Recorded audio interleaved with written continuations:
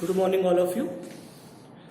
Normalisation chapter चल रहा था, उस चैप्टर्स में अपन ने जो है नॉर्मलाइजेशन की आवश्यकता क्यों हुई और फर्स्ट नॉर्मलाइजेशन फॉर्म के बारे में यहाँ अपन ने पढ़ा था।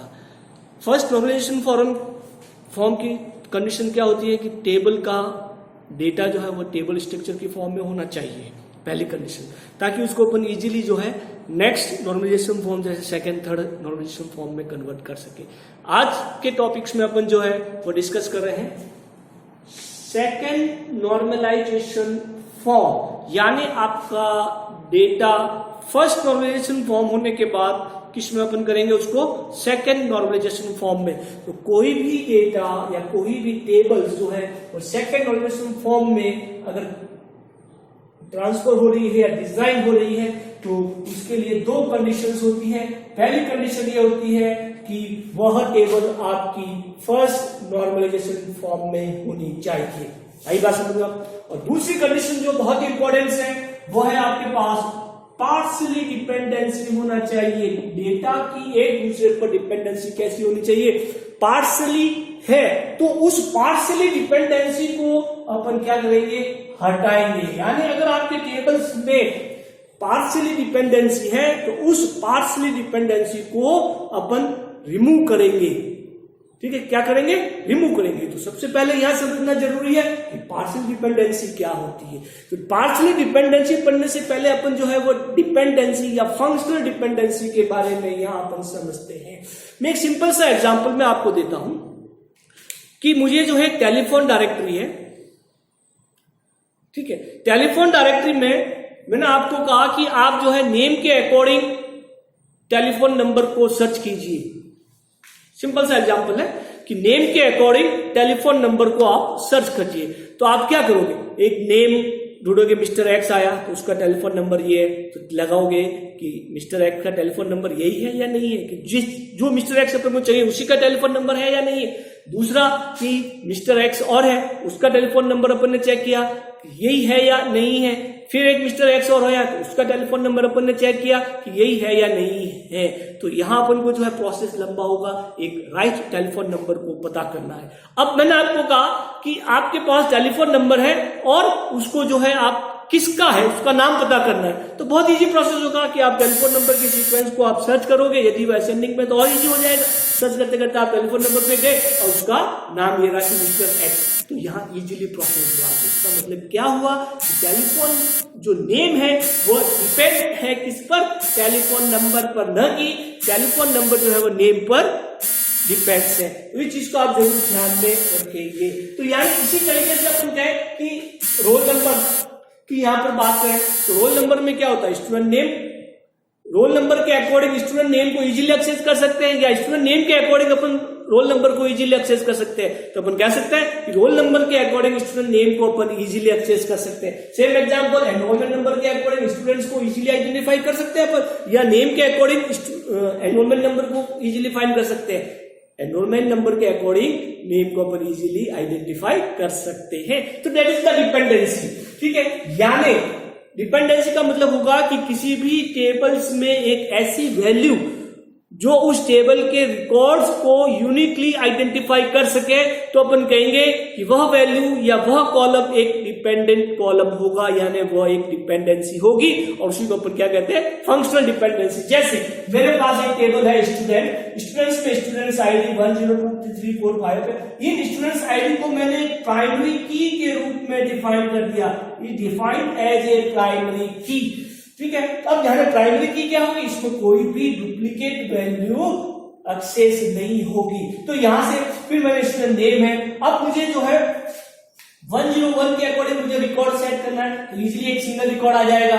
इसी तरीके से 102 के अकॉर्डिंग मुझे रिकॉर्ड को सर्च करना है तो इजीली 102 से संबंधित रिकॉर्ड ये आ जाएगा। अब मुझे कह रहा है कि मुझे ए के अकॉर्डिंग रिकॉर्ड को सर्च करना है तो आपके पास कितना डेटा आएगा, 101 का भी आ जाएगा और 102 का भी आ जाएगा, यानी दो रिकॉर्ड आपके पास आउटपुट में आ जाएंगे। और यदि मैं 101 के अकॉर्डिंग सर्च करता हूं तो मुझे एग्जैक्ट 1 रिकॉर्ड ही आएगा।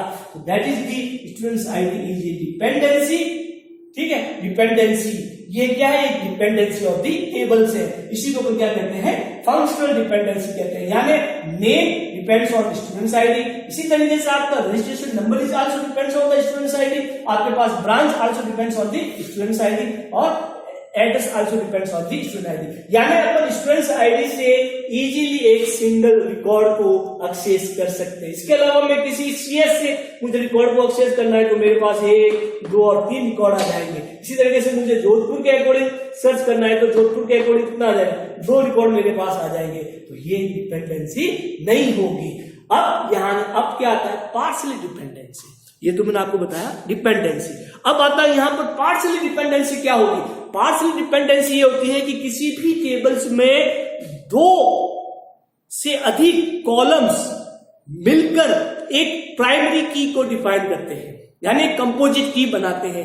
तो वह क्या होगा, एक पार्शियल डिपेंडेंसी होगी। यानी 2 कॉलम्स मिलकर एक टेबल्स का यानी उस टेबल के रिकॉर्ड का एक यूनिक आइडेंटिफाई करते हैं। तो यही आपकी क्या होगी, एक पार्शियल डिपेंडेंसी होगी।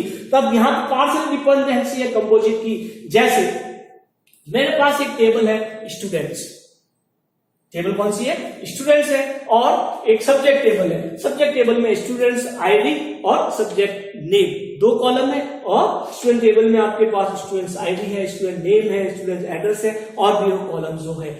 आफ्टर एग्जाम कंप्लीट हो गए, अब मुझे मार्कशीट तैयार करनी है, यानी स्कोर उनको देना है। तो मैंने एक स्क्वायर टेबल्स को डिजाइन किया। कौन सी टेबल को, स्क्वायर टेबल्स को मैंने यहां पर डिजाइन किया। उस स्क्वायर टेबल्स में स्क्वायर आईडी 1 2 3 4, जैसे जैसे अपन मार्क्स एंटर करते गए तो उसकी आईडी जनरेट होती गई 1 2 3 4। यह स्क्वायर आईडी आपकी कैसी है, प्राइमरी की है। कैसी है आपके पास, प्राइमरी की है। उसके अलावा स्टूडेंट्स आईडी 101 102 101 का एक सब्जेक्ट में हुआ, इतना मार्क्स आएगा, वो पढ़ाने वाला टीचर्स से संबंधित है, तो मैंने उसका नाम लिख दिया एक्स। यानी कहने का मतलब क्या है, एक्स एक टीचर है जो कौन सा सब्जेक्ट पढ़ा रहा है, जिसकी आईडी 1 है, और उस स्टूडेंट्स जिसकी आईडी 101 है उसका सब्जेक्ट 1 में मार्क्स कितना है, 75 है। डेट एंटर करते गए। इसी तरह से 102 के सब्जेक्ट 2 में मार्क्स कितना है, 57 है। इसको कौन पढ़ा रहा है, एक वाई टीचर पढ़ा रहा है। इसी तरीके से सब्जेक्ट स्टूडेंट्स 102 है जिसका सब्जेक्ट 1 में मार्क्स कितना है, 67 है। उसको कौन पढ़ा रहा है, एक्स पढ़ा रहा है। तो ये डेटा मैं यहां पर कंसीडर कर लिया, मैंने यहां पर इजीली कंसीडर कर लिया। अब यहां पर फोकस करते हैं। देखिए यहां से तो मैं इजीली इसको आइडेंटिफाई कर लेता हूं। 1 स्क्वायर आईडी 1 है तो मेरी एक ही रिकॉर्ड मेरे पास आ जाएगा। स्क्वायर आईडी 2 है तो मेरे पास एक ही रिकॉर्ड यहां पर आ जाएगा। अब यहां पर आप फोकस कीजिए किस पर, 2 पर। यहां पर स्टूडेंट्स आईडी और subject ID, students ID plus subject ID. यहां पर अपन बात करते हैं students ID plus subject ID. जैसे मैं यहां पर लिखता हूं 101 प्लस 1, 101 प्लस 1, ठीक है। उसी तरीके से आपके पास जो है वो 101 प्लस 2, 102 प्लस 1 और 102 प्लस 3। ये एक कॉम्बिनेशन यहां पर आप देखिए।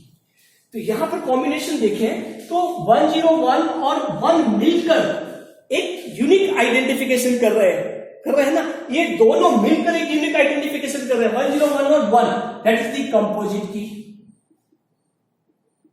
ये क्या बनेगी आपके पास, एक कंपोजिट की बनेगी। इसी तरीके से 101 प्लस 2 ये भी मिलकर एक यूनिक आइडेंटिफिकेशन कर रहे हैं, तो ये भी आपके पास क्या बनेगी, कंपोजिट की। यानी ये दोनों मिलकर एक प्राइमरी, ये सभी क्या डिफाइन कर रहे हैं, 2 कॉलम मिलकर एक प्राइमरी की को डिफाइन कर रहे हैं। इसी तरीके से 102 प्लस 1 और 102 plus 3।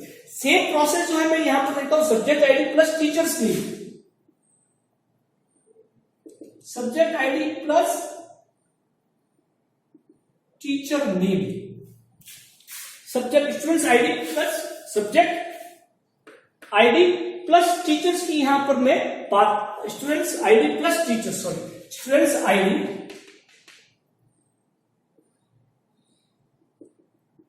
Plus teacher. Students ID कितना है, 101 है, प्लस टीचर कौन सा है, एक्स है। स्टूडेंट्स आईडी कितना है, 101 है, प्लस टीचर कौन सा है, वाई है। स्टूडेंट्स आईडी कितना है, 102 है, प्लस टीचर्स कौन सा है, एक्स है, स्टूडेंट्स आईडी कितना है 103 है, प्लस टीचर्स कौन सा है जेड है। तो यहां पर भी ये देखिए ये दोनों कॉलम्स भी मिलकर एक कंपोजिट की बना रहे हैं। कौन कौन से, स्टूडेंट्स आईडी प्लस ये एक आपके पास कंपोजिट की बनी जो यूनिक आइडेंटिफिकेशन कर रहा है। तो ये भी आपके पास कैसा बन गया, एक कंपोजिट की बन गया।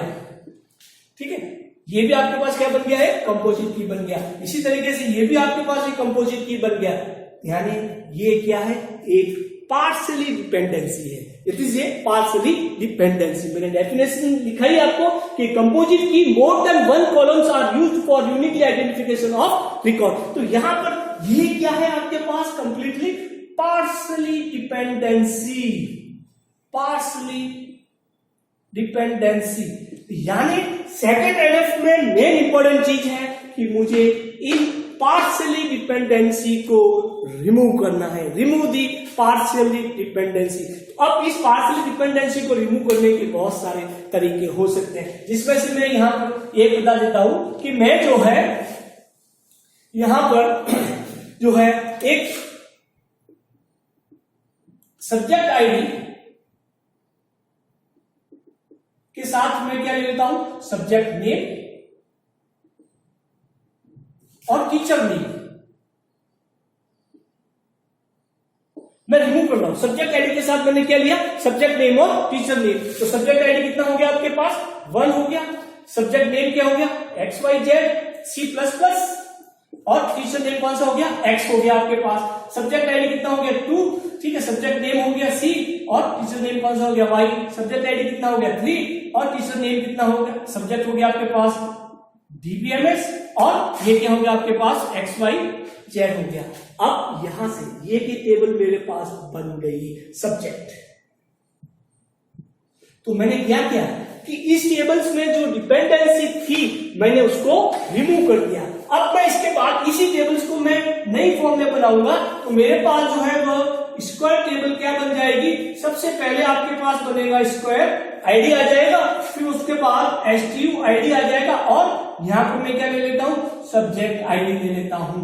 क्लियर। तो यहां पर जो है वो मार्क्स इजीली प्रोसेस हो जाएगा आपके पास। STU आईडी और सब्जेक्ट आईडी आपके पास आ गया, तो मैं score ID 1 2 3 4, students ID 1, subject ID 1, marks हो गया 75, students ID 2, subject ID 1, marks हो गया 65 एंड सो ऑन। तो यहां पर आपके पास जो है वो डेटा की जो डिपेंडेंसी है वह क्या हो जाएगी, कम हो जाएगी। तो सेकंड नॉर्मल फॉर्म में 2 कंडीशन होती है, कोई भी टेबल सेकंड नॉर्मल फॉर्म में तभी कन्वर्ट होगी जब वह फर्स्ट नॉर्मल फॉर्म में होगी। दूसरा कि उसमें जो भी पार्शियल डिपेंडेंसी होगी उस पार्शियल डिपेंडेंसी को अपन क्या करेंगे, रिमूव करेंगे, हटाएंगे, यानी पार्शियल डिपेंडेंसी को उस टेबल में से हटाएंगे। जैसे यहाँ पर स्टूडेंट्स आईडी और स्टूडेंट सब्जेक्ट आईडी है, या स्टूडेंट्स आईडी और सब्जेक्ट आईडी और टीचर नेम है, तो ये भी एक पार्शियल डिपेंडेंसी होती है। तो इस टेबल्स में से अपन जो है वो पार्शियल डिपेंडेंसी को यहाँ पर हटाएंगे। तो वह किस फॉर्म में होगा, आपका सेकेंड नॉर्मलाइजेशन फॉर्म में होगा, is in form of the second normalisation form होगा आपके पास। नेक्स्ट वीडियो में अपन जो है थर्ड नॉर्मलाइजेशन फॉर्म को यहां पर डिस्कस करेंगे, और इस तरीके से अपन थर्ड नॉर्मलाइजेशन और DKNF और BCNF तक अपन कर पढ़ते हैं पूरा प्रोसेस, तो आपके पास एक कंप्लीटली डेटाबेस स्कीमा डिजाइन होता है। तो नेक्स्ट लेक्चर्स में अपन थर्ड नॉर्मलाइजेशन फॉर्म को डिस्कस करेंगे। Okay, thank you.